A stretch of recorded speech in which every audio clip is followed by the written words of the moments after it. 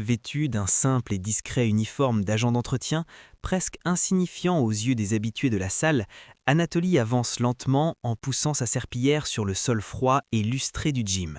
Son pas est mesuré, son regard calme et son attitude parfaitement neutre se font dans le décor, au point qu'il devient invisible parmi la foule. Autour de lui, les athlètes enchaînent les séries, les muscles gonflés, les visages concentrés ou arrogants, absorbés par le bruit des haltères, les reflets des miroirs et la quête permanente de reconnaissance. Personne ne lui prête la moindre attention, personne ne soupçonne ce qui se cache derrière cette apparence ordinaire. Pourtant, sous ce vêtement modeste et cette posture humble se dissimule une force colossale, forgée loin des regards, au fil d'années de discipline extrême, de sacrifices silencieux et d'entraînement impitoyable. Ce n'est pas une force qui cherche à impressionner, ni à dominer par l'apparence, mais une puissance réelle, maîtrisée, presque contenue, prête à s'exprimer au moment le plus inattendu. Chaque geste d'Anatoly, aussi simple soit-il, trahit une maîtrise du corps que seuls les véritables connaisseurs pourraient reconnaître. En quelques instants seulement, ce personnage que tous considéraient comme insignifiant va faire s'effondrer les certitudes solidement ancrées dans les esprits. Les regards condescendants, les sourires moqueurs et les hiérarchies tacites qui régnaient dans cette salle vont voler en éclats. Les égos surdimensionnés, nourris par l'habitude d'être admirés, se retrouvent soudainement confrontés à une réalité brutale. La vraie puissance ne se mesure ni aux apparences ni au statut social. La salle entière, auparavant bruyante et pleine d'assurance, se fige peu à peu dans un silence lourd de stupeur. Chacun comprend alors que la force la plus redoutable est souvent celle qui avance dans l'ombre, sans bruit, sans provocation. Anatoly, lui, n'attend ni applaudissements ni reconnaissance. Il reprend simplement son travail, laissant derrière lui une leçon gravée dans les esprits. La véritable grandeur se construit dans le silence et se révèle toujours quand on s'y attend le moins. Avec une voix volontairement basse, presque timide et une attitude humble effacée, Anatoly s'avance prudemment vers un bodybuilder entièrement absorbé par son soulevé de terre.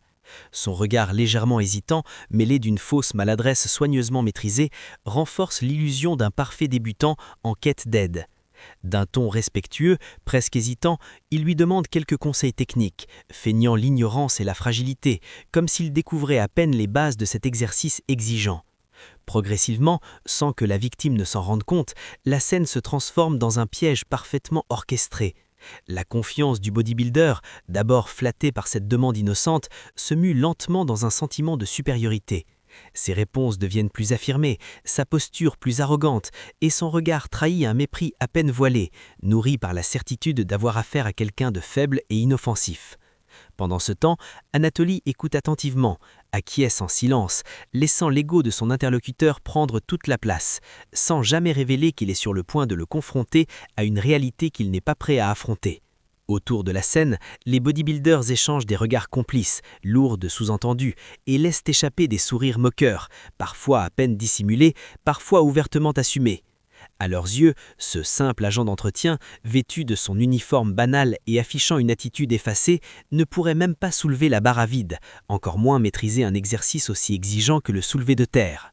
Leur certitude est totale, nourrie par des années d'habitude et de jugement rapide. Sans même s'en rendre compte, ils commettent alors une erreur fatale, celle de réduire un homme à son apparence et à sa fonction, confondant statut social et valeur réelle, silhouette discrète et absence de puissance. Dans leur esprit, la hiérarchie est déjà établie, figée, incontestable. Pourtant, derrière ces rires étouffés et cette condescendance collective, une vérité silencieuse s'apprête à éclater au grand jour, prête à balayer d'un seul geste leurs certitudes les plus ancrées. Anatoly entame le mouvement avec une technique d'une propreté irréprochable, d'une précision presque chirurgicale, chaque placement, chaque respiration et chaque engagement musculaire semblant parfaitement maîtrisés. Cette exécution trop fluide, trop contrôlée pour un prétendu débutant, installe aussitôt un léger malaise dans l'air, comme si quelque chose venait de se fissurer dans le scénario que tous avaient imaginé. Pourtant, fidèle à son rôle, il continue à jouer l'ignorant, demandant calmement des corrections, hochant avec sérieux et agissant comme s'il était encore en pleine phase d'apprentissage.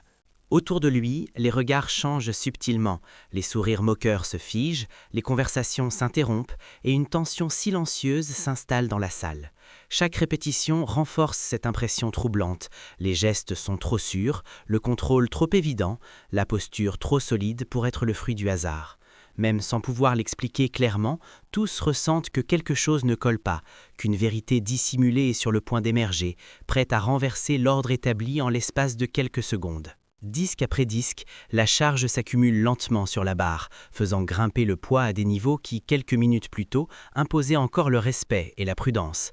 Et pourtant, contre toute logique apparente, Anatoly soulève l'ensemble avec une facilité presque insultante, comme si la gravité elle-même avait décidé de l'épargner.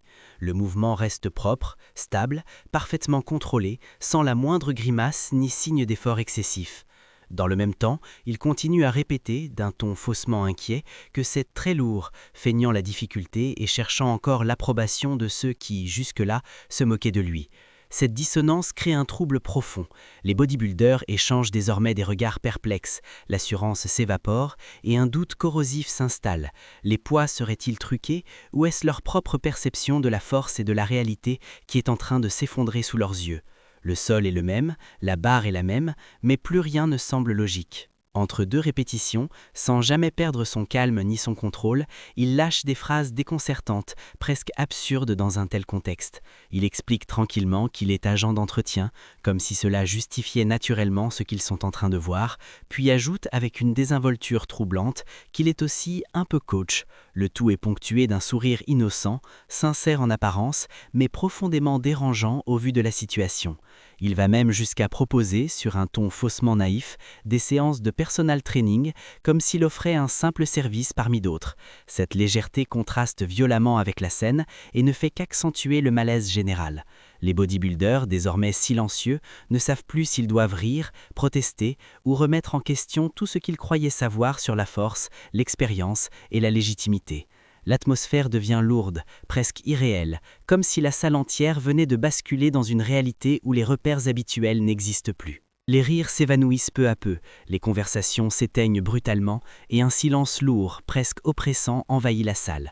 Ce n'est plus le silence ordinaire d'un effort intense, mais celui de la prise de conscience, lorsque chacun comprend enfin ce qui est en train de se produire. Les regards restent figés sur la barre, sur le mouvement, sur cet homme jusque-là invisible, devenu malgré lui le centre de toute l'attention. Ils réalisent alors que cet individu discret, vêtu de son uniforme banal, soulève sans trembler des charges que la plupart d'entre eux n'osent même pas affronter ou qu'ils respectent avec crainte et préparation. Pour lui, ces poids semblent n'être qu'une simple tâche quotidienne, exécutée avec la même sérénité que son travail de nettoyage. À cet instant précis, les hiérarchies s'effondrent définitivement, et chacun comprend, parfois avec humiliation, parfois avec admiration, que la vraie puissance ne fait pas de bruit, elle s'impose. Ces poids sont-ils réels devient alors la question obsédante qui hante les esprits et se lit sur chaque visage, car accepter la vérité serait bien plus douloureux que d'imaginer une illusion ou une mise en scène. Cela reviendrait à reconnaître, sans échappatoire possible, qu'un simple agent d'entretien, discret et effacé quelques minutes plus tôt, domine l'élite physique de la salle avec une aisance déconcertante, sans le moindre effort apparent ni la moindre démonstration d'ego. Cette pensée est insupportable pour certains, troublante pour d'autres. Elle fissure les certitudes, remet en question d'années d'entraînement, de comparaison et de hiérarchie tacite. Dans ce silence chargé de tension, une vérité s'impose lentement mais inexorablement. La force réelle ne se proclame pas, ne se mesure pas à l'apparence ou au statut, elle se révèle, parfois cruellement, là où personne ne pensait la trouver. Avec un calme déconcertant, presque déroutant au regard de la stupeur générale, Anatoly finit par révéler qu'il s'entraîne chaque jour avec sa serpillière, comme s'il évoquait une simple routine anodine. Sous les regards incrédules, il se met alors à démontrer des mouvements en apparence absurdes, totalement hors contexte, mêlant gestes de nettoyage et mécanique de force, tout en expliquant avec un sérieux implacable que cet outil, si banal en apparence, pèse plus lourd que ce que beaucoup parviennent à lever à la barre. Cette révélation achève de sceller l'humiliation finale. Les derniers doutes s'effondrent, les excuses disparaissent et la réalité s'impose sans ménagement.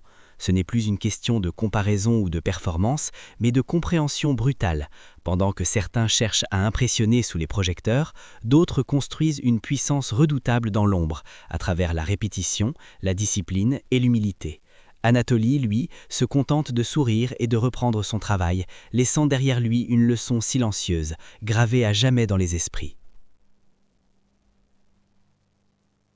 Sans provoquer, sans la moindre moquerie ni geste déplacé, Anatoly invite poliment les bodybuilders à essayer à leur tour. Son ton reste respectueux, presque bienveillant, comme s'il souhaitait sincèrement partager l'expérience plutôt que de prouver quoi que ce soit. Il se recule légèrement, leur laisse la place et observe en silence, sans commentaire, sans jugement apparent. Les tentatives s'enchaînent d'alors, maladroites, hésitantes, souvent vouées à l'échec. Certains n'arrivent même pas à décoller la charge du sol. D'autres abandonnent après quelques centimètres, le visage crispé par l'effort et l'incompréhension.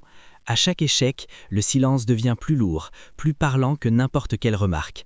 Chaque tentative ratée se transforme en une leçon muette, mais implacable, rappelant à tous que la vraie force ne s'impose pas par le bruit ou l'arrogance, mais par la maîtrise, la constance et une humilité que rien ne peut feindre. Les attitudes changent progressivement, presque imperceptiblement. Les regards se transforment, passant de la moquerie à l'incrédulité, puis de l'incrédulité à une forme de respect sincère.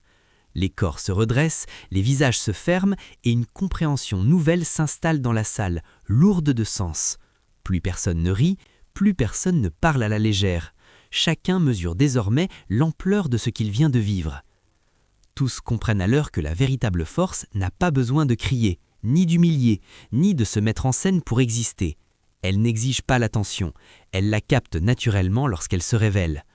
Dans ce silence chargé de respect, une leçon profonde s'impose à tous.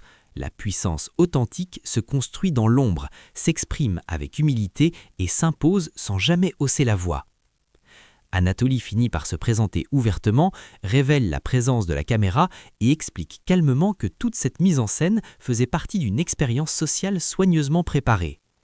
À cet instant précis, la tension accumulée se relâche brutalement, laissant place à un mélange d'émotions contradictoires. Les participants oscillent entre le choc, la gêne palpable et des rires nerveux, réalisant peu à peu qu'ils ont été pris au piège de leur propre jugement et certitude.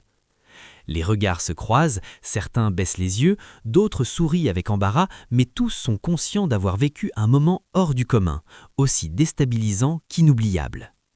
Ce n'était pas seulement une démonstration de force, mais une leçon humaine, gravée dans les mémoires, un rappel brutal et nécessaire que l'apparence peut tromper et que les plus grandes vérités se révèlent souvent là où on les attend le moins. Alors qu'il reprend tranquillement le nettoyage du sol, faisant à nouveau slisser sa serpillière avec la même simplicité qu'à son arrivée, Anatoly agit comme si rien d'exceptionnel ne venait de se produire. Aucun geste de triomphe, aucun regard en quête de validation, aucune parole de plus. La salle retrouve peu à peu son agitation habituelle, mais quelque chose a définitivement changé dans les esprits. Car une vérité profonde s'imprime désormais en chacun, impossible à ignorer ou à effacer. La véritable force ne s'exhibe pas, ne juge pas et n'humilie pas. Elle se construit patiemment dans le silence, loin des projecteurs, et se réveille toujours au moment où personne ne s'y attend.